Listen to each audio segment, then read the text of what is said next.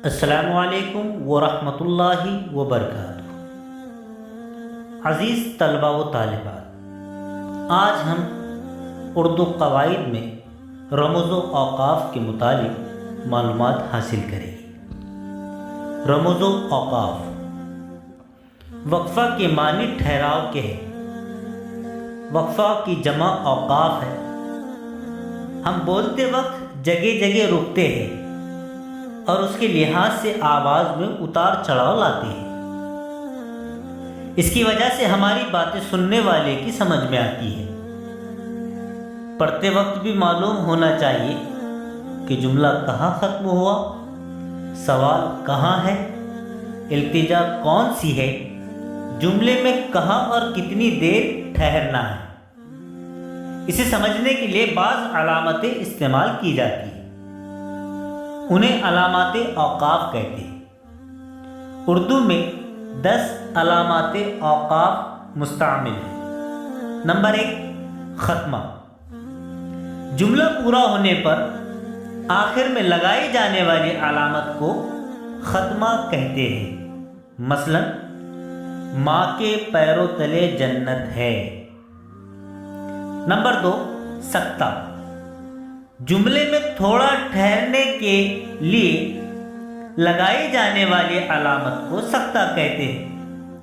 مثلا سارا سے کہو جلدی سے کھانا لگائے۔ نمبر 3، وقفہ۔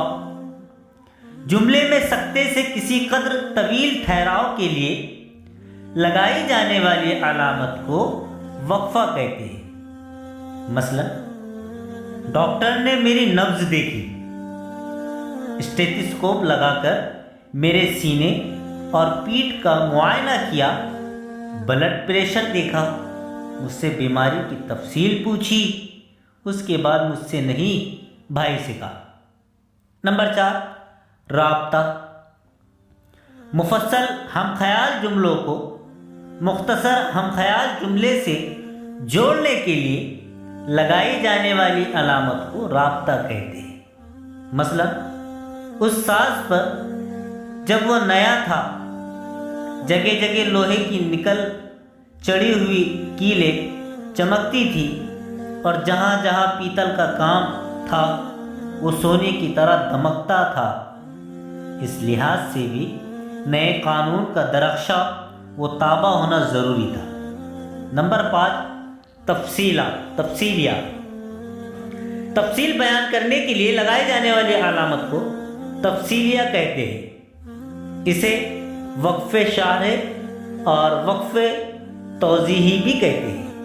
مثلا برسات کے یہی دن تھے، یوں ہی کھڑکی کے باہر جب اس نے دیکھا تو پیپل کے پتے اسی طرح نہا رہے تھے، ہوا میں سرسراہٹیں اور پھڑپھڑاہٹیں گھلی ہوئی تھی، اندھیرا تھا لیکن اس میں دبی دبی دھندلی سی روشنی سمائی ہوئی تھی۔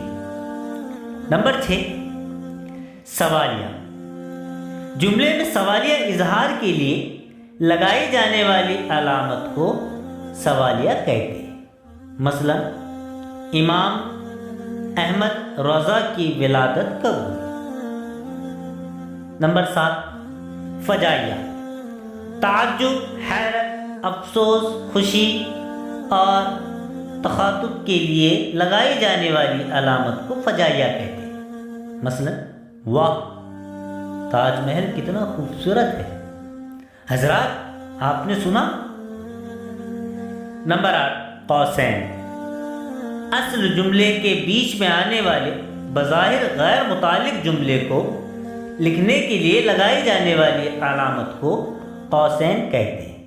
مثلا مخالف ٹیم کا لمبا تڑنگا بالر، خدا جھوٹ نہ بلوائے، پورے 1 فرلانگ سے دوڑتا ہوا ہے۔ نمبر 9، خط۔ اصل جملے کے بیچ میں بظاہر غیر متعلق جملے لکھنے کے لیے یا بیان کی شدت کو ظاہر کرنے کے لیے لگائی جانے والی علامت کو خط کہتے ہیں۔ مثلا جذبات کا ایک سیلاب ہے جو امڑا چلا آ رہا ہے، تھمائے نہیں تھمتا، سب کی نگاہیں ایک ہستی کی طرف لگی ہوئی ہے، اپنی اپنی بساط کے مطابق سب جلوے سمیٹ رہے ہیں، فکر و خیال کی جھولیاں بھر رہے ہیں، دنیا جدید کی تاریک فضاؤں میں نور بکھیر رہے ہیں، دل گرما رہے ہیں، روح جگا رہے ہیں، قدم قدم روش روش گل کھلا رہے ہیں، جانے جانا۔ نمبر 10، واویل۔ کسی شخص کی کہی ہوئی بات کو اسی کے لفظوں میں لکھے تو پوری بات کی شروع اور آخر میں لگائی جانے والی علامت کو واویل کہتے ہیں۔ مثلا سب سے پہلے تو یہ خوشخبری اعزاز کو سنانی ہے، پھر وہ قدرے متفکر ہو کر بولے، پہلے تو ہر دوسرے دن فون کرتا تھا، خدا خیر کرے اس بار ہفتے سے اوپر ہو رہا ہے۔ پیارے بچوں، یہ رموز و اوقاف کے متعلق مختصر سی معلومات میں نے آپ کے سامنے پیش کی۔ اگر آپ کو میری ویڈیو پسند آئی تو آپ میری ویڈیو کو لائک اور شیئر ضرور کیجیے، اور اگر آپ نے میرے چینل کو سبسکرائب نہیں کیا ہے تو آپ جلد از جلد میرے چینل کو سبسکرائب کر کے بیل آئیکن کا بٹن دبانا نہ بھولیں۔